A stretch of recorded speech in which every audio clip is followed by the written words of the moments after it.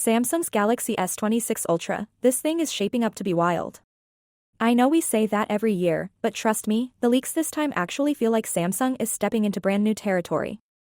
Let's start with the screen, because honestly, that's where the biggest magic is happening. Samsung is bringing in a brand new OLED material, M14, and pairing it with this thing called COE. Now, I'm not gonna bore you with the nerdy details, but here's what matters: it's thinner, it's brighter, and it's way more efficient than before.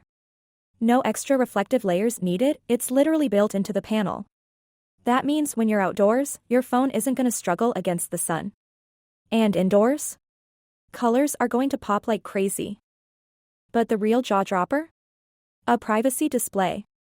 This is actually happening. You know that awkward moment when you're on a train, scrolling through your messages, and the person next to you is low-key reading along? The S26 Ultra is built to stop that. From the side, the screen will look dim or even invisible, but straight on, you get the full view. Samsung calls it Flex Magic Pixel, and honestly, it sounds like one of those features you never knew you needed until it exists. Now, design-wise, this phone is slimming down, which is awesome. But that also means the camera bump? It's going the opposite way. We're talking a chunkier, almost double-sized island on the back. It actually looks more like Samsung's foldable designs now. And if you hated the sharp boxy corners on older Ultras, good news, the edges are finally more rounded this time.